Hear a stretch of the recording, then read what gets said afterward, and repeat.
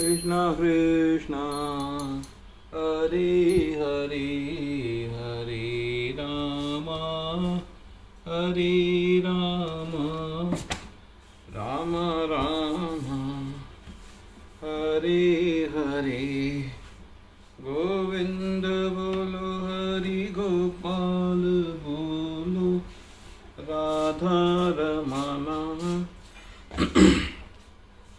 आज हम श्रीमद् भागवतम के तीसरे स्कंद का पेज 44 पढ़ने जा रहे हैं। इन विभिन्न जीवों की उत्पत्ति से पूर्व ब्रह्मा जी ने 5 प्रकार के ऐसी अज्ञानता का निर्माण भी किया जिनका प्रभाव इन जीवों को बांध कर रखेगा। ये हैं मोह, अर्थात इस शरीर को ही सब कुछ मान बैठना, और अज्ञानता जिसके कारण जीव अपने वास्तविक स्वरूप को भूल जाता है। अंधतामिश्र अर्थात मृत्यु की भावना और उससे उत्पन्न होने वाला भय। महामोह अर्थात मिथ्या स्वामित्व की भावना। तमस अर्थात स्वयं को धोखा देने की प्रवृत्ति, और तामिश्र अर्थात निराशा के बाद क्रोध। इन 5 प्रकार की अज्ञानता का निर्माण करके ब्रह्मा जी प्रसन्न नहीं थे और इन भ्रामक गुणों की सृष्टि को पाप मान रहे थे। इसलिए आगे की सृष्टि करने से पूर्व उन्होंने स्वयं को इस पाप से मुक्त करने का निश्चय किया और भगवान पर ध्यान लगाकर बैठ गए। तत्पश्चात ब्रह्मा जी के 4 महान ऋषियों सनक, सनंदन, सनातन और सनत कुमार को जन्म देकर आदेश दिया, प्रिय पुत्रों, अब तुम प्रजा की उत्पत्ति करो। परंतु वे चतुष्क कुमार साधारण नहीं थे।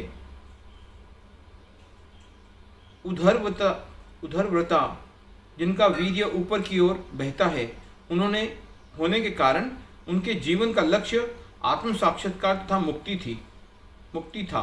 फलस्वरूप उन्होंने अपने पिताजी की आज्ञा ठुकरा दी और गृहस्थ आश्रम अंगीकार नहीं किया। अपने पुत्रों द्वारा अपनी आज्ञा का अवहेलना देखकर ब्रह्मा जी क्रोध से भर उठे, परंतु वे जानते थे कि उनके ये पुत्र आध्यात्मिक दृष्टि से अत्यधिक उन्नत हैं, और यह विचार करके उन्होंने अपने क्रोध को नियंत्रित करने का प्रयास किया, परंतु वे असफल रहे। उनका अनियंत्रित क्रोध उनकी बाहों के बीच से बाहर निकला और तुरंत रक्त एवं नील वर्ण के बालक का रूप ले लिया। जन्म लेते ही बालक रोने लगा, हे संपूर्ण ब्रह्मांड के गुरु एवं भाग्य के नियंता, कृपया मेरे नामकरण करके मुझे रहने के लिए एक निवास प्रदान कीजिए। ब्रह्मा जी ने उस बालक को संतवना देते हुए कहा, बालक रो मत, मैं निश्चित ही तुम्हारी इच्छा पूरी करूंगा। चूंकि तुम इतनी जोर जोर से रोदन कर रहे थे, इसलिए तुम्हारा एक नाम होगा रुद्र। मैंने तुम्हारा निवास का व्यवस्था पहले से ही कर दी है। वे स्थान होगा हृदय, इंद्रियां, प्राणवायु, आकाश, वायु, अग्नि, जल, पृथ्वी, सूर्य, चंद्रमा और तपस्या।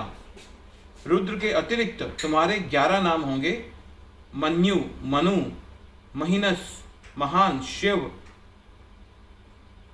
ऋतध्वज, उग्रेता, भव, काल, वामनदेव और घृतव्रत।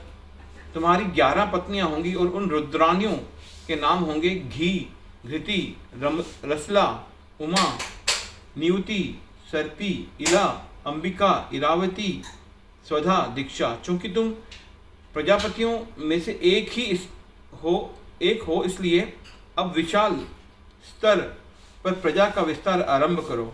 आज्ञा प्राप्त करके रुद्र ने प्रजनन आरंभ कर दिया। उनके पुत्र पौत्रों का रूप एवं स्वभाव अत्यंत भयावह था और संख्या असीमित। तब एकत्र होकर वे संपूर्ण ब्रह्मांड को निगलने का प्रयास करने लगे।